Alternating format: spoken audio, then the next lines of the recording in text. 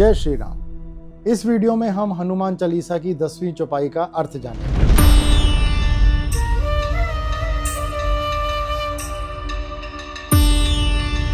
चौपाई है भीम रूप धरी असुर सहारे रामचंद्र के काज सवारे। हनुमान जी ने अपना बड़ा और भीषण रूप धारण कर कई राक्षसों को मारा, जिससे श्री राम के महान कार्य जैसे मां सीता की खोज, रावण का वध और धर्म की स्थापना ये सब पूरे हुए। पिछली यानी कि 9वीं चौपाई में हमने हनुमान जी की 2 सिद्धियों के बारे में जाना था, जो थी अनिमा और महिमा, यानी अपना साइज बहुत ही छोटा या बड़ा करने की पावर। तुलसीदास जी ने पिछली चौपाई में बताया था कि कैसे हनुमान जी ने सूक्ष्म यानी कि बहुत छोटा रूप लेकर सीता माता को दर्शन दिए और उन्हें श्री राम का मैसेज सुनाया, और फिर उन्होंने विकट यानी कि विकराल रूप धारण करके रावण की लंका को जला दिया था। इस चौपाई में भी तुलसीदास जी उसी डिस्कशन को आगे बढ़ाते हैं और कहते हैं कि भीम रूप धरी असुर सहारे, यानी हनुमान जी ने खुद को आकार में बहुत ही बड़ा करके कई असुर और राक्षसों को मारा था, जिसकी सबसे डिटेल स्टोरी हमें रामायण के सुंदरकांड में मिलती है। मित्रों, मां सीता से मिलने के बाद जब हनुमान जी ने अशोक वाटिका को पूरी तरह से तहस नहस कर दिया था, तब रावण ने उनको रोकने के लिए 80,000 किंकर राक्षसों की सेना भेजी थी।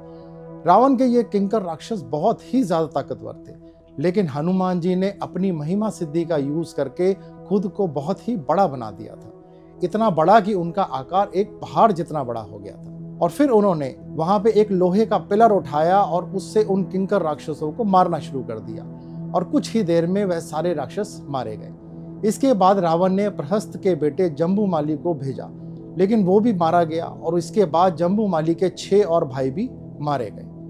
रावण ने अपने 5 और सेनापतियों को हनुमान जी को रोकने के लिए भेजा, लेकिन उसको भी हनुमान जी ने बिना ज्यादा एफर्ट्स के ही मार दिया था। इसके बाद रावण का 16 साल का बेटा अक्षय कुमार हनुमान जी को रोकने के लिए गया, जो बहुत ही बहादुर था, और उसकी फाइटिंग स्किल्स को देखकर हनुमान जी भी काफी प्रभावित हुए थे।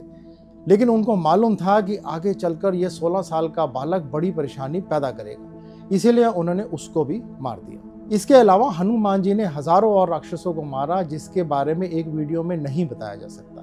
पर यहाँ तुलसीदास जी के कहने का मतलब यही है कि असुर जैसे बुरे लोगों को मारना गलत नहीं है, क्योंकि यह असुर आगे चलकर बहुत से लोगों को दुख देते हैं, इसीलिए उन्हें पहले ही खत्म कर देना चाहिए।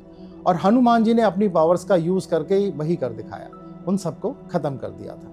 वो अगर चाहते तो रावण को भी मार सकते थे, लेकिन वो अधिकार सिर्फ श्री राम को था, क्योंकि रावण ने उनकी पत्नी का हरण किया था, इसलिए हनुमान जी ने ऐसा नहीं किया। आगे तुलसीदास जी कहते हैं कि रामचंद्र के काज सवारे, यानी हनुमान जी ने अपनी शक्तियों के बल पर राम जी का बताया हुआ हर काम पूरा किया। फिर चाहे वो सीता जी को ढूंढना हो, लक्ष्मण के लिए संजीवनी बूटी लाना हो, या फिर असुरों को मारकर पूरे भारतवर्ष में धर्म की स्थापना करना हो। देखिए मित्रों, हनुमान चालीसा के एक एक शब्द में तुलसीदास जी ने मानव जीवन के कल्याण के लिए हमें एक संदेश दिया है, जिसको हमें बहुत गहनता से और गहराई से समझने का प्रयास करना चाहिए। इस चौपाई में तुलसीदास जी हमें यह समझाना चाहते हैं कि असुर सहारे का अर्थ केवल बाहरी शक्तियां नहीं है, बल्कि हमारे अंदर की नकारात्मक शक्तियां भी हैं, जो हर व्यक्ति के अंदर किसी ना किसी रूप में मौजूद होती है, जैसे कि क्रोध, लोभ, भय, मोह, अहंकार इत्यादि। इन सब को नष्ट करना भी हमारा परम लक्ष्य होना चाहिए। रामचंद्र के काज सवारे का अर्थ है जब कोई व्यक्ति प्रभु श्री राम के गुणों का अनुसरण करते हुए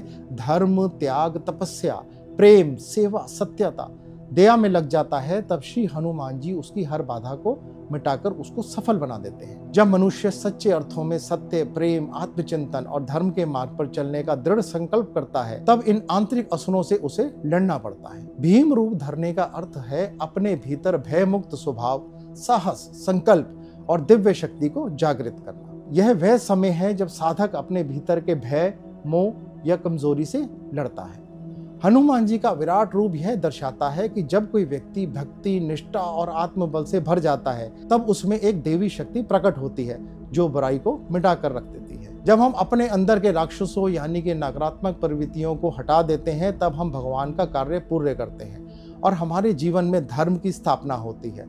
तब हम अपनी आत्मा की मुक्ति की ओर अग्रसर होते हैं। इसीलिए यह चौपाई भगवान और भक्त की सुंदर लीला को दर्शाता है। भगवान राम कहते हैं कि उनके सारे काम प्रिय हनुमान जी ने सवारे हैं, लेकिन हनुमान जी कभी भी इस बात का क्रेडिट नहीं लेते।